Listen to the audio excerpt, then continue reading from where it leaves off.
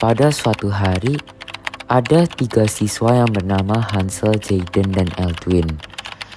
Mereka akan melakukan kerja kelompok untuk presentasi kimia mereka.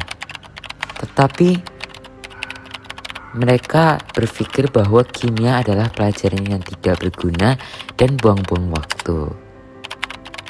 Sehingga mereka hanya membuatnya dengan secara sepele-sepele saja.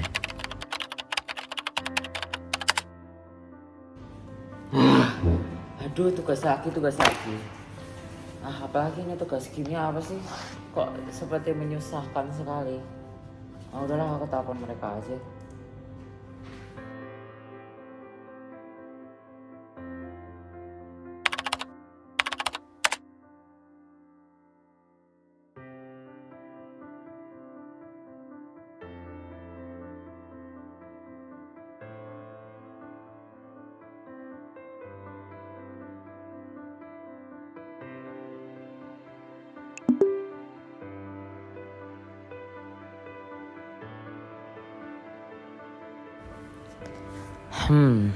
Sambil nungguin mereka, mendingan aku nyoba nyari dulu materi buat tugas kimianya apa sih?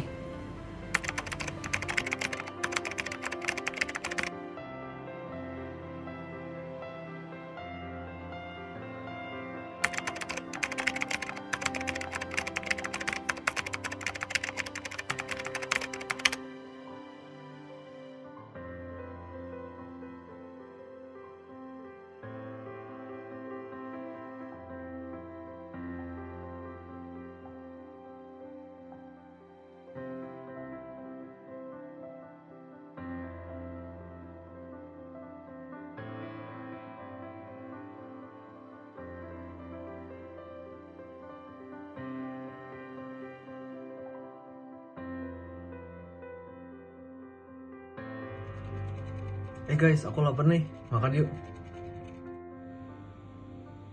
Mau makan. Tugas kimia sebelum mau makan.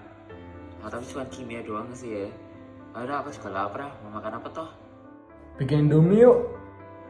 Oh, Indomie. Ayo. Mereka pun mulai memasak Indomie dengan memanaskan air. Kok airnya mendidihnya lama banget ya? Gak sabar nih, udah lapar. Hei, ini tuh lebih mending pakai air biasa dibandingkan air gula. Pasti kalau pakai air gula kan lebih lama mendidihnya. Walaupun sama-sama air. Hah? Kok bisa? Iya, soalnya air gula itu mempunyai partikel zat terlarut, yaitu gulanya sendiri. Nah, molekul gula sendiri yang berukuran besar akan menghalangi molekul air untuk menguap.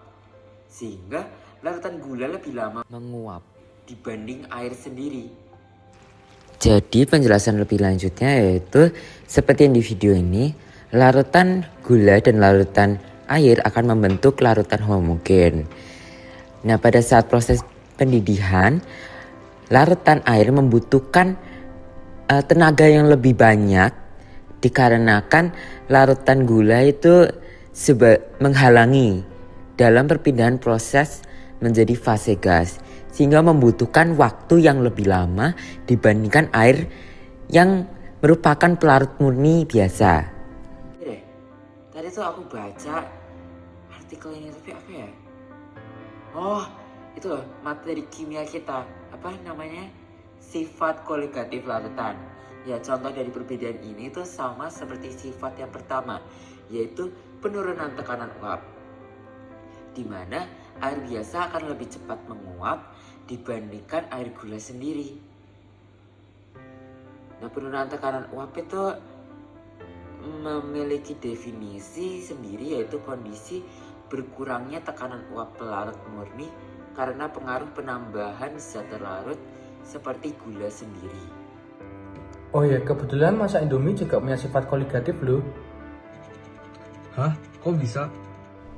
Iya, jadi kan kalau memasak Indomie harus memasak air dulu, biar Indominya bisa cepat mateng.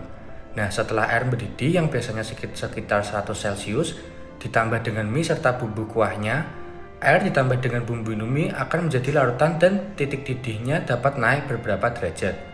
Kebetulan juga ini termasuk dalam sifat koligatif. Larutan kedua yaitu kenaikan titik didih yang berdefinisi peristiwa di mana titik didih suatu larutan akan lebih tinggi daripada pelarut murninya. Kok kalian berdua bisa pinter sih? Ya aku jadi haus nih pengen es salju. Oh iya, kalau ngomong-ngomong tentang salju, kalau nggak salah metode pencairan salju juga ada termasuk sifat koligatif larutan loh, yaitu penurunan titik beku. Makanya kebanyakan orang di barat sana mencairkan salju dengan garam dapur atau urea, biar bisa menurunkan titik bekunya. Ketika ditambahkan garam atau urea, maka titik beku air akan jauh lebih rendah dari suhu lingkungan, sehingga salju akan mencair dengan sendirinya. Dimana definisi penurunan titik beku adalah dimana titik beku larutan lebih rendah dibandingkan larutan murni. Omong-omong, bukannya sifat koligatif ada 4? Iya, apa yang terakhir? Oh, itu loh, tekanan osmosis. Hah? Contoh penerapannya apa? Setauku, tekanan osmosis itu tekanan luar yang diberikan pada larutan untuk menghentikan proses osmosis larut-larut ke dalam larutan melalui semi permeable. Apa ya contoh penerapannya? Oh, kebetulan kan papaku itu suka nanam tumbuhan. Contoh penerapan tekanan osmosis itu juga ada di tumbuhan loh.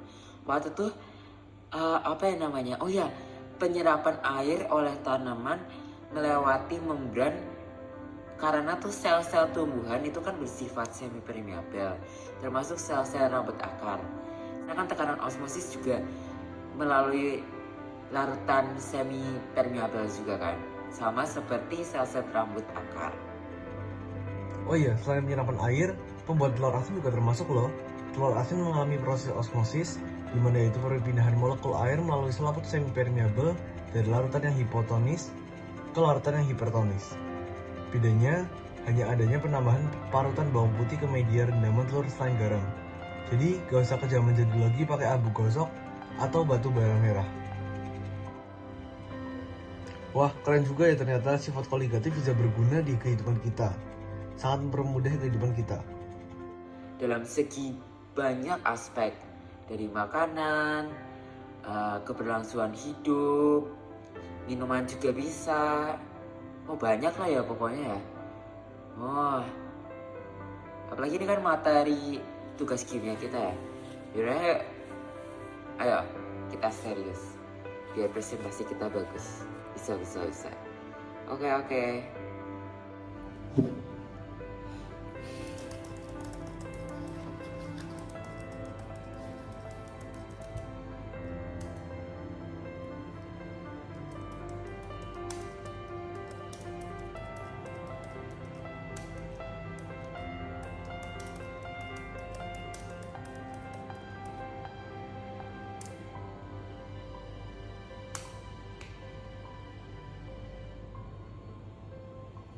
Wah, selesai.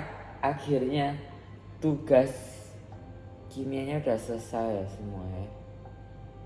Oh, keren juga ya ternyata kimia. Tinggal besok presentasi. Oke, bisa. Udah tahu materinya, pasti gampang dong dieksekusinya.